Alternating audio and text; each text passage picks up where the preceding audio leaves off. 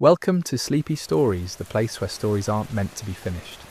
I'm Arthur, and tonight I'll be reading you a relaxing, sleepy story written by Pumby. We're heading somewhere extraordinary this evening, a place where rain becomes a lullaby, where winter wraps around you like the softest blanket you've ever known. So settle in, let your body sink deeper into comfort, and allow yourself to drift wherever this journey takes you. Rain against the window. That's the first thing you notice as consciousness finds you in this moment. Not jarring, not intrusive, just there. A gentle percussion that's been playing for hours, maybe days. You're not quite sure anymore, and somehow that uncertainty feels exactly right. Each droplet traces its own path down the glass, catching what little light filters through the heavy winter clouds above.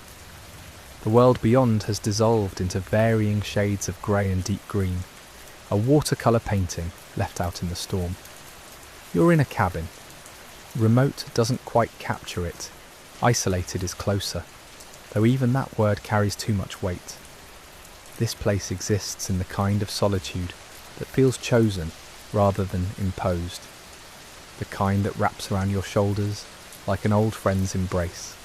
Thick wooden beams cross overhead, darkened by age and smoke from countless fires.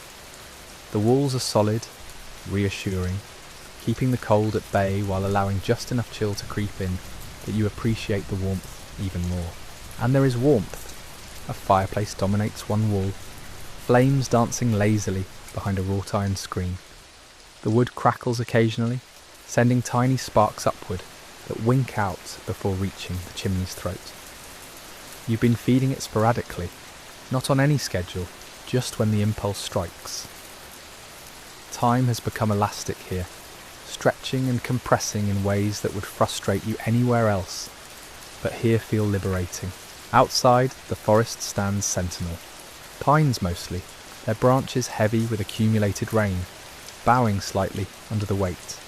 When the wind picks up, which it does in unpredictable gusts, those branches release their burdens in sudden cascades that sound like applause, or perhaps more like whispers. The forest is definitely telling you something, though you're in no hurry to decipher the message. Your body has settled into a rhythm you didn't know it needed. Sleep comes in waves, not confined to night or day. You drift off in the afternoon with rain as your soundtrack. Wake at 3 a.m. feeling refreshed rather than disoriented. Eat when hungry, rest when tired. The rules that governed your life before arriving here have quietly excused themselves, leaving behind something more fundamental. There's a kettle on the stove. Cast iron, probably older than you are. You filled it earlier, or was it yesterday? And now it releases the faintest wisp of steam. Tea seems appropriate, not because you need the caffeine or even because you're particularly thirsty, but because the ritual of it feels right. The weight of the kettle, the steam rising from the cup, the first sip that warms you from the inside out. You move slowly. Not from pain or stiffness, but because speed has lost its meaning. Each action deserves attention. The way the floorboards creak under your feet, singing their wooden song. How the ceramic mug feels against your palms, radiating heat. The subtle shift in the rain's intensity. It's falling harder now, drumming rather than tapping. A book sits on the small table beside the chair you claimed as yours. You've been reading it, though you couldn't say how far you've gotten. Pages turn when they turn. Sometimes you read the same paragraph 3 times, extracting new meaning with each pass. Other times you realise you've consumed 10 pages without conscious thought. The words bypassing your analytical mind entirely and settling somewhere deeper. The chair itself deserves mention. Worn leather, cracked in places, moulded by previous occupants into a shape that somehow fits you perfectly. It faces the window at an angle that also captures the fire in your peripheral vision. Whoever placed it there understood something essential about comfort, about the human need to feel both protected and connected to the world beyond walls. You think about hibernation, not the biological process exactly, but the concept. Bears in their dens, heartbeats slowing, metabolism shifting into a lower gear. There's wisdom in that, in recognising when the world is asking you to pause. Winter isn't just a season to endure, it's an invitation. The rain agrees, intensifying again, as if underlining the point. Your thoughts drift to what brought you here. The decision wasn't dramatic. No crisis precipitated it. No breaking point demanded escape. Instead, it was more like finally listening to a quiet voice that had been suggesting this for longer than you'd admitted.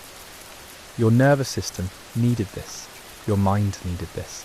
The constant hum of obligation and stimulation had grown so familiar you'd forgotten it was there until suddenly, in this cabin, you noticed its absence. The silence beneath the rain is profound. Or perhaps it's not silence at all, but a different kind of sound. The house settling, your own breathing, the fire's whisper. These noises don't intrude, they cushion. They create a sonic environment that asks nothing of you, except that you exist within it. As afternoon melts toward evening, though the grey sky makes it hard to tell, you notice your eyelids growing heavy again. Not the gritty exhaustion of too little sleep, but the gentle weight of a body, remembering its natural rhythms.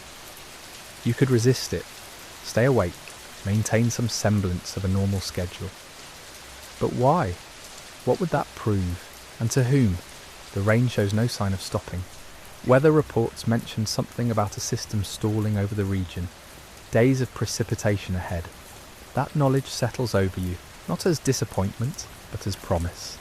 More time, more rain, more of this delicious suspension between waking and dreaming. You set down your tea, half finished. The book can wait. Everything can wait. That's the revelation that's been slowly crystallizing since you arrived.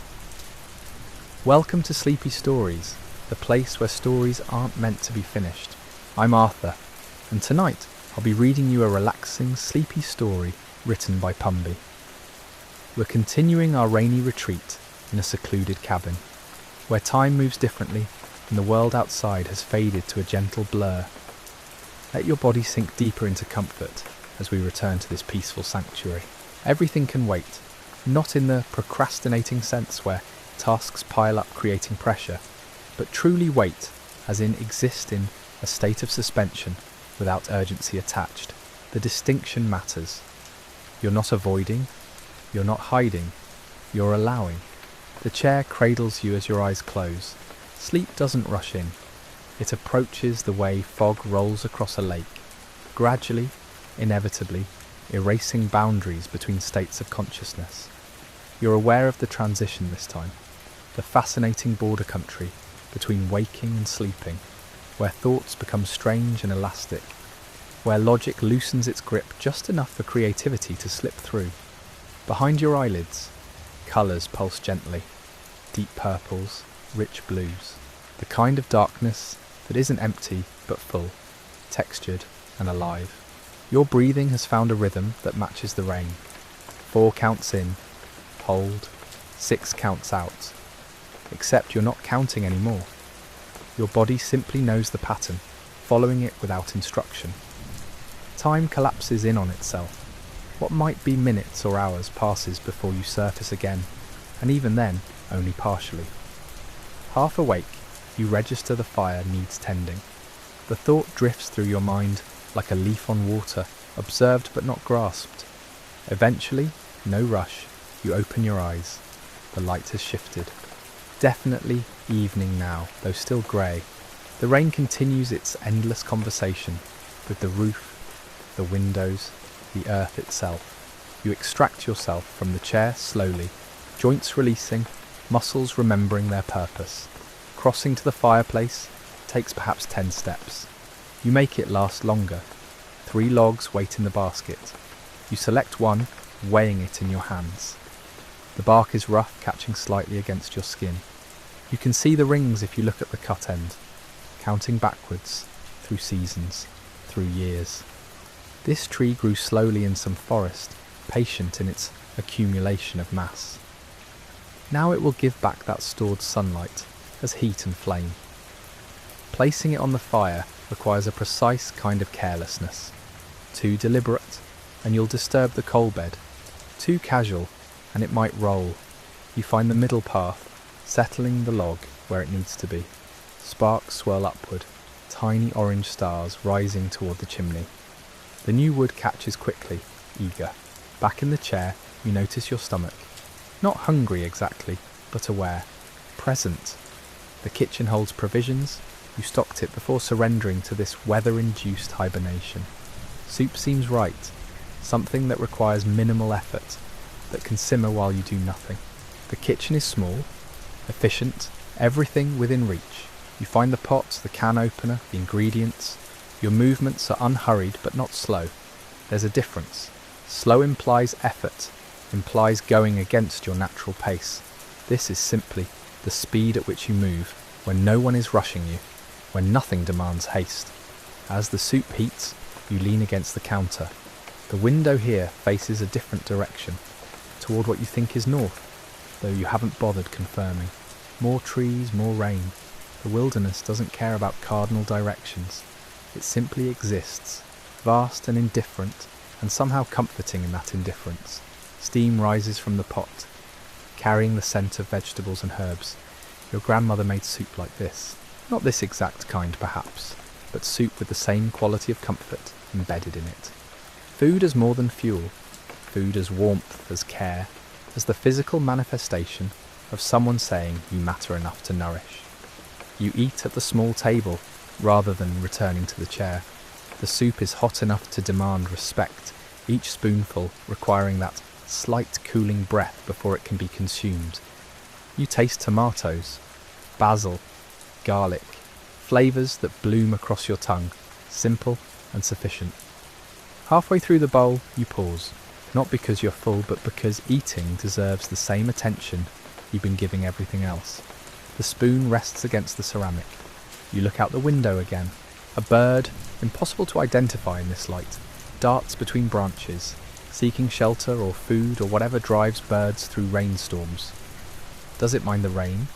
Or is this simply what is neither good nor bad, just the current condition requiring adaptation? You admire that, the way nature doesn't argue with circumstances.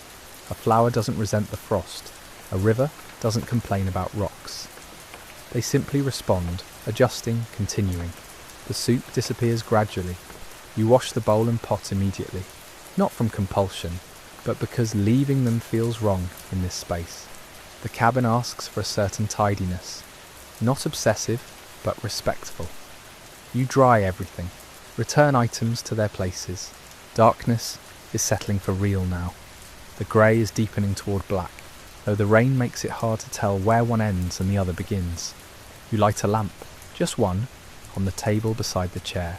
Its glow is warm and limited, creating an island of light that makes the rest of the room recede. The book calls to you again. You settle back into the chair's embrace, finding your page. The story doesn't matter as much as the act of reading, the gentle focus required to follow sentences across pages. Your mind engages just enough to comprehend, but not so much that it activates into full alertness. Outside, the rain maintains its vigil. Welcome to Sleepy Stories, the place where stories aren't meant to be finished. I'm Arthur, and tonight shall be reading you a relaxing, sleepy story written by Pumby. We continue our evening in the cabin, where rain falls steadily and time moves at its own unhurried pace. Let your breathing deepen, your muscles soften as we return to this sanctuary of stillness. The rhythm doesn't change. Hours pass with the weight of minutes. Minutes stretch with the spaciousness of hours.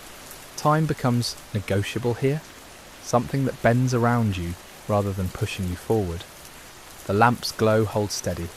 Your eyes move across words, absorbing them without effort. Occasionally, you glance up, checking the window as if the rain might have disappeared, but it hasn't. It won't. Not tonight, maybe not tomorrow. The forecast doesn't matter because you're not going anywhere. The realization sits comfortably in your chest. No obligations waiting, no appointments demanding punctuality. Just this chair, this light, this persistent weather creating a boundary between you and everything else. The book's protagonist faces some challenge. You follow their journey with mild interest, enough to continue turning pages, but not so much that your heart rate increases. The author writes well, Sentences flow, descriptions paint scenes without drowning in detail. It's the right book for this moment, engaging enough to hold attention, gentle enough not to disturb this cultivated calm. Your neck begins to protest slightly, not pain, just awareness that you've held one position too long. You shift, adjusting the pillow behind your lower back, tucking your feet differently beneath you. The chair accommodates these changes. It's broken in now, familiar with your shape, anticipating your needs. Through the window, you notice something. The darkness outside isn't uniform.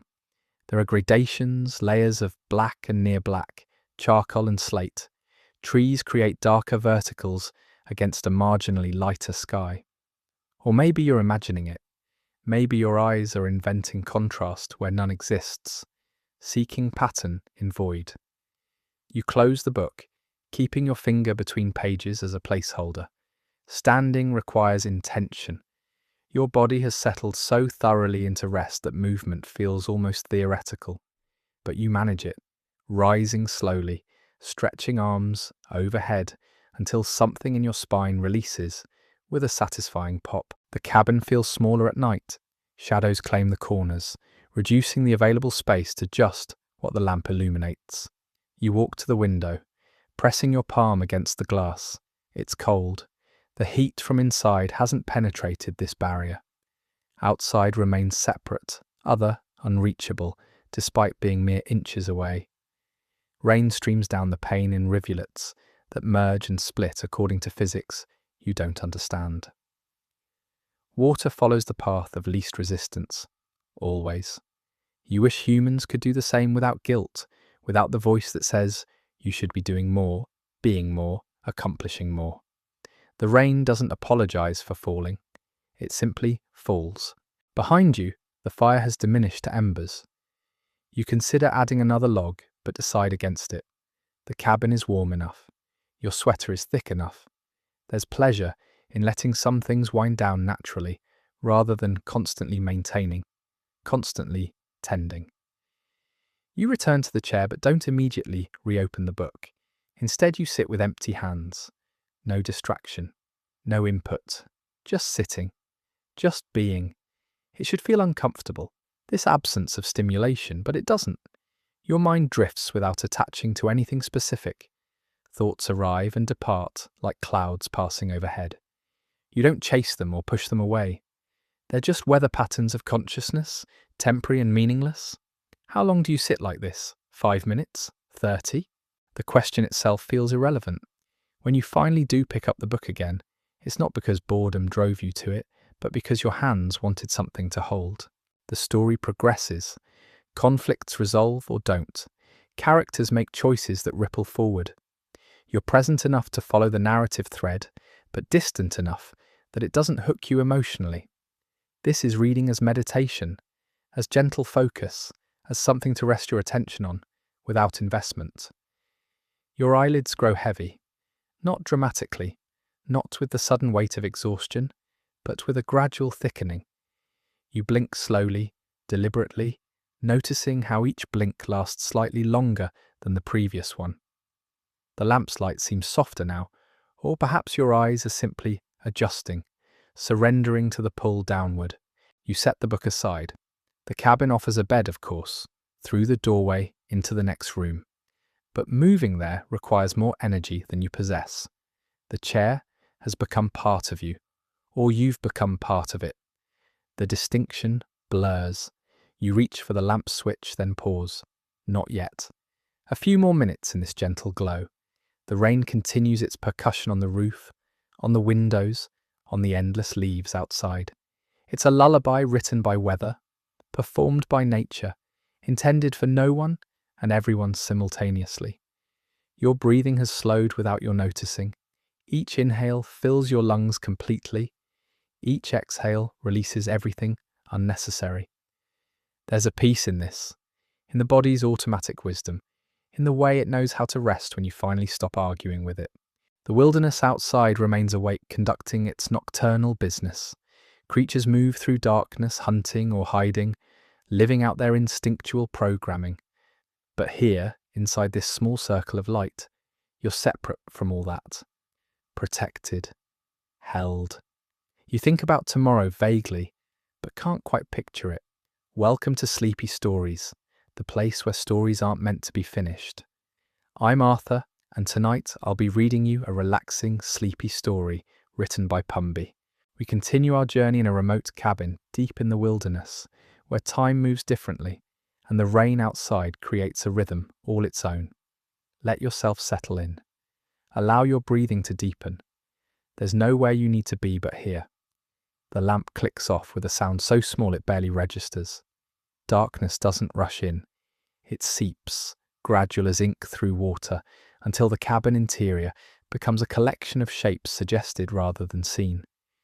Your eyes remain open for a moment, adjusting, finding the faint grey light that leaks through the window from some distant source. Moon behind clouds, perhaps, or simply the way darkness is never truly absolute. You shift in the chair, finding a position that asks nothing of your muscles. Head tilted back, arms resting on worn armrests that hold the impression of countless others who sat here before you. The cushion has moulded itself to your form, or you've moulded yourself to it. Either way, there's no separation between body and furniture now. Outside, something moves through the underbrush. You hear branches disturbed, leaves rustling in a pattern too deliberate for wind. Deer, maybe, or something larger, more cautious. The sound travels from left to right, passing the cabin without pause, without curiosity. You're irrelevant to whatever journey that creature is making. There's comfort in your own insignificance. Rain shifts intensity, not stopping, never stopping, but changing its pressure. Lighter now, each drop distinct rather than merged into white noise. You can track individual impacts if you focus, but focusing requires effort you're unwilling to spend. Better to let it exist as background, as texture, as the audio equivalent of soft fabric. Your heartbeat has become noticeable. Not racing, not laboured, just present. A steady rhythm in your chest that requires no thought, no maintenance. How many times has it beaten in your life? Millions? Billions? The number staggers, then dissolves. Mathematics have no place here. A log in the fireplace shifts, settling deeper into ash. Orange light flares briefly, painting the room in warm shadows before fading back to ember glow. You watch without turning your head, seeing it only in peripheral vision. The fire is dying and you're letting it. There's something right about this, about allowing endings without intervention. Tomorrow exists somewhere, out there beyond the rain, beyond the trees, beyond the mountains that encircle this valley.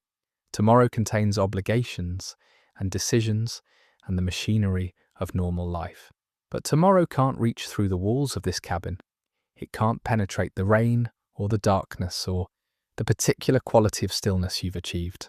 Your thoughts have become sluggish, moving through your mind like honey. One arrives, sits for a moment, then slides away before completion. You were thinking about something. What was it? The question itself dissipates before answer forms. Nothing urgent enough to hold. The chair creaks as you settle deeper, wood adjusting to weight, or weight adjusting to wood. Sound and sensation blur together. You're aware of texture against your skin, sweater fabric, chair upholstery, the slight roughness of your own palms resting on your thighs. Each point of contact is an anchor, tethering you to physical reality even as consciousness begins to float. Rain finds a new rhythm, faster then slower, heavy then light, nature composing in real time, improvising endlessly. No two moments identical, yet all moments, essentially, the same. Water falling, earth receiving. The oldest pattern, the most reliable. You consider whether you're falling asleep or simply resting. The boundary between states has become porous, undefined. Eyes closed now, though you don't remember closing them. When did that happen? Does it matter? Questions arise with less and less frequency, and the ones that do arrive carry no weight, no urgency. The cabin breathes around you, wood expanding and contracting with temperature changes, wind finding gaps to whisper through, rain providing percussion against multiple surfaces. It's alive in its way, this structure, this shelter, not conscious but responsive. Existing in dialogue with weather and season and time, your body has become heavy, sinking into the chair as though gravity has increased. Lifting your hand would require enormous effort. Moving your head seems impossible, but you don't need to move. Movement serves no purpose. Everything necessary is within reach, which is to say, nothing is necessary at all. Somewhere in the forest, an owl calls. 3 notes descending. Another answers from a different direction, creating geometry of sound across darkness. They're hunting or territorial or simply announcing presence. You'll never know which. Their lives unfold according to patterns you can't access, in a world that overlaps yours without ever quite touching. The ember glow fades further. Soon it will be gone entirely, leaving only darkness and the memory of warmth. You could rise, add wood, resurrect the fire. Instead you let it go.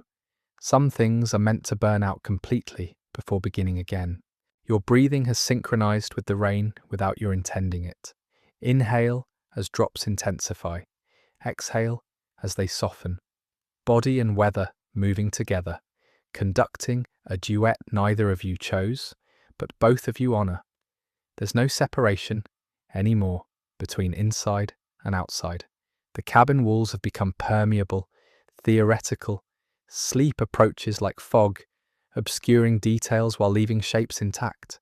You're aware of it coming, this gentle erasure. You don't resist. Why would you?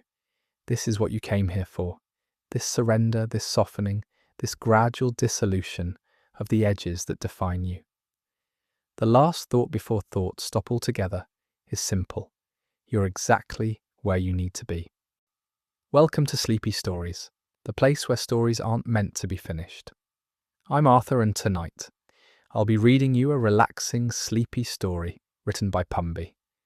We continue our journey in a remote cabin where rain falls endlessly and stillness becomes something you can touch.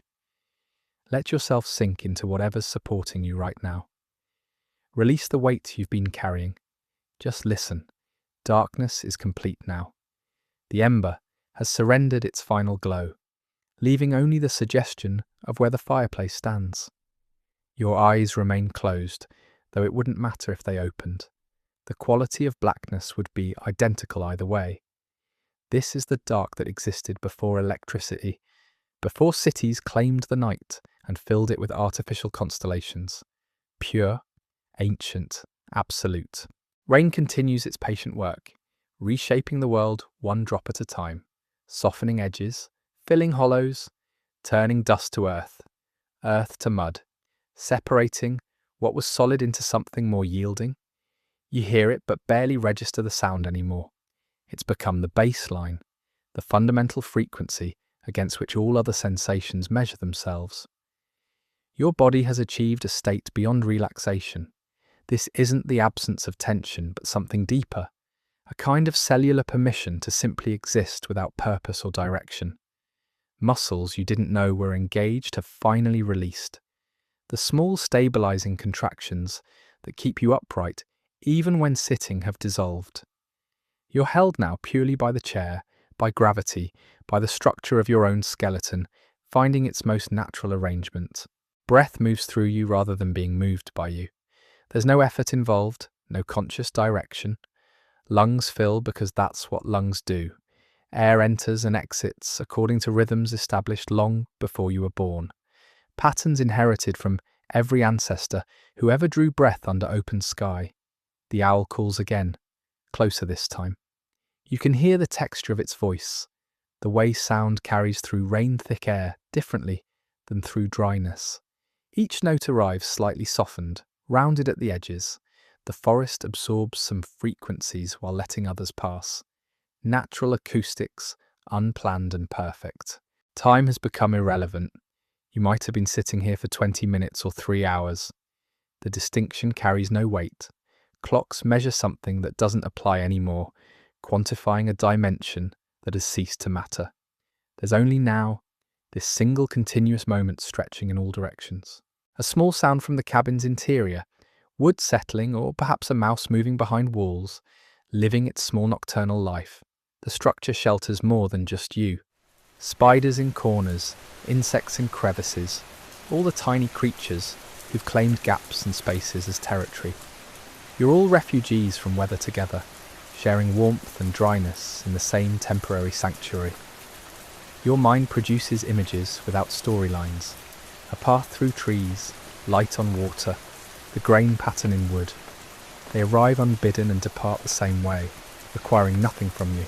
No analysis, no connection to memory or meaning, just pictures floating through consciousness like leaves on a slow current.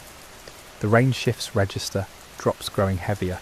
You can distinguish individual impacts now instead of the blurred rush of sound. Each one discrete, separate, a tiny percussion event. But there are too many to count, too many to follow.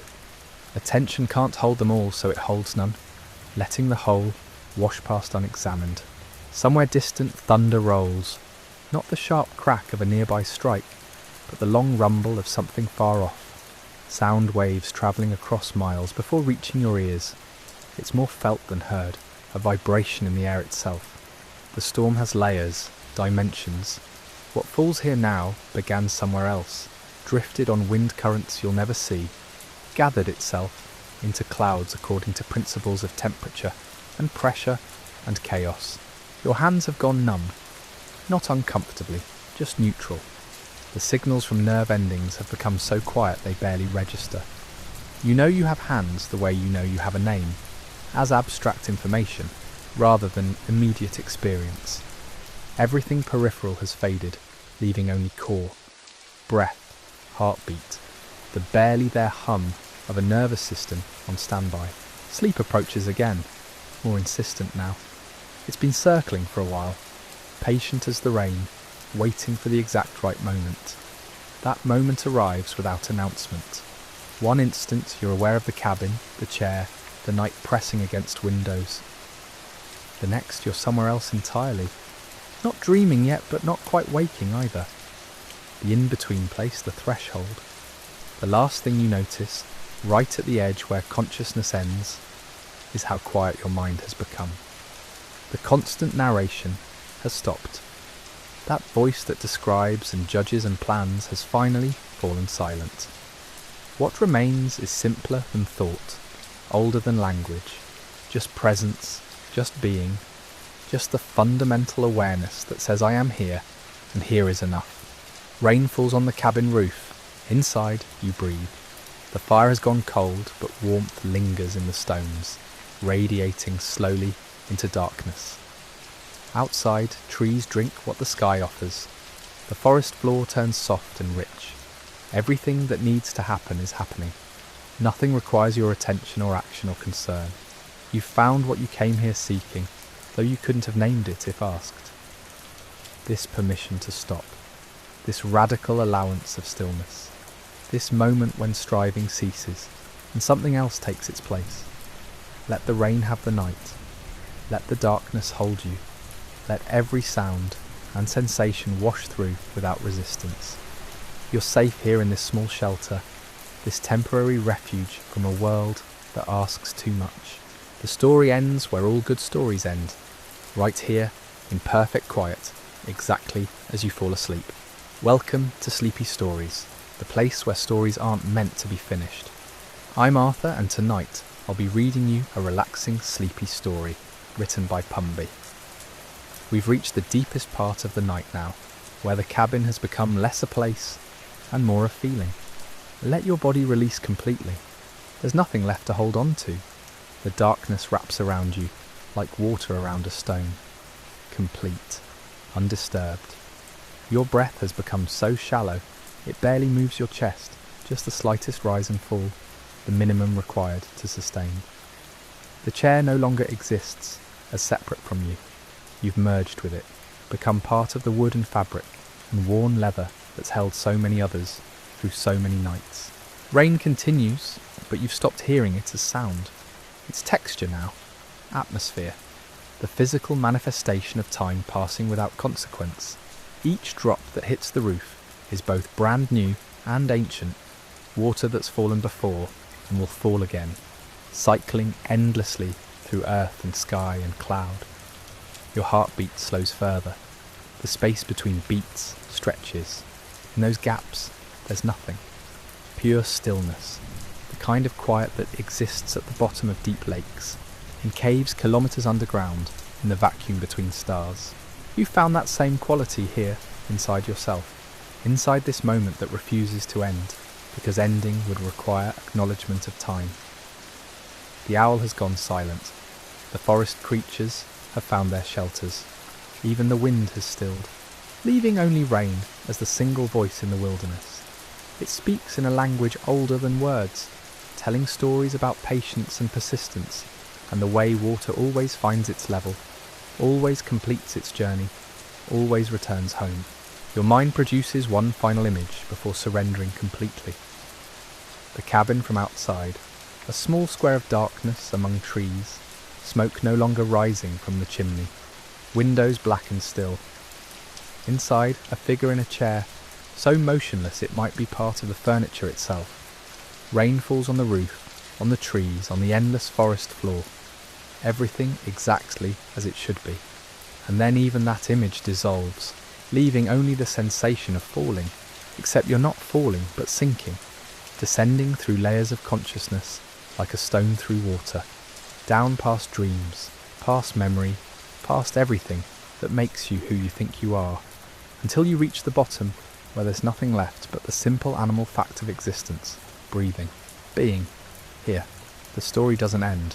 It just becomes something you're no longer aware of, continuing in the darkness while you sleep, the cabin standing through the night, the rain falling on, the world turning beneath clouds you'll never see, carrying you forward into dreams you won't remember, but that will change you nonetheless in ways too subtle to name.